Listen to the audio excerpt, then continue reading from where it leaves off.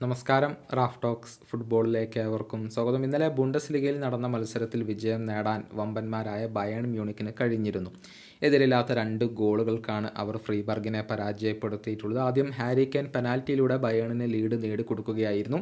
പിന്നീട് സെർജി ഗ്നാബ്രിയുടെ അസിസ്റ്റിൽ നിന്നും തോമസ് മുള്ളറാണ് ഈയൊരു രണ്ടാമത്തെ ഗോൾ മത്സരത്തിൽ നേടിയിട്ടുള്ളത്. നിലവിൽ പോയിന്റ് പട്ടികയിൽ 2ാം സ്ഥാനത്താണ് ബയേൺ മ്യൂണിക്ക് ഉള്ളത്. ഈ മത്സരത്തിൽ ഒരു അപൂർവ റെക്കോർഡ് തോമസ് മുള്ളർ സ്വന്തമാക്കിയിട്ടുണ്ട്. ബയേണിന് വേണ്ടി ഏറ്റവും കൂടുതൽ മത്സരങ്ങൾ കളിച്ച താരം എന്ന റെക്കോർഡാണ് അദ്ദേഹം സ്വന്തമാക്കിയിട്ടുള്ളത്. 710 മത്സരങ്ങളാണ് അദ്ദേഹം ബയേണിന് വേണ്ടി ആകെ കളിച്ചിട്ടുള്ളത്.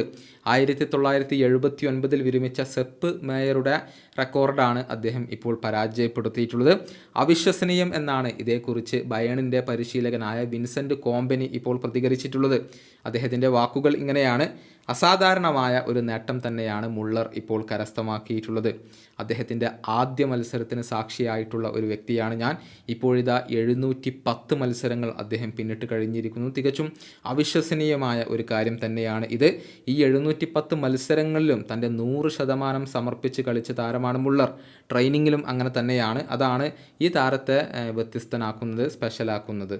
ഇതാണ് ബയേണിൻ്റെ പരിശീലകൻ ഇപ്പോൾ പറഞ്ഞിട്ടുള്ളത്. 710 മത്സരങ്ങളിൽ നിന്ന് 245 ഗോളുകളും 269 അസിസ്റ്റുകളും സ്വന്തമാക്കാൻ തോമസ് മുള്ളർക്ക് കഴിഞ്ഞിട്ടുണ്ട്. ബുണ്ടസ്ലിഗയിൽ 475 മത്സരങ്ങൾ കളിച്ച താരം 150 ഗോളുകൾ പൂർത്തിയാക്കുകയും ചെയ്തിട്ടുണ്ട്. 2 യുവേഫ ചാമ്പ്യൻസ് ലീഗ് കിരീടങ്ങളും 12 ബുണ്ടസ്ലിഗ കിരീടങ്ങളും ഉൾപ്പെടെ നിരവധി കിരീടങ്ങൾ സ്വന്തമാക്കിയിട്ടുള്ള ഒരു താരം കൂടിയാണ് തോമസ് മുള്ളർ. ഈ വീഡിയോയുടെ അവസാനിപ്പിക്കുന്നു. മറ്റൊരു വീഡിയോയുമായി വീണ്ടും കാണാം.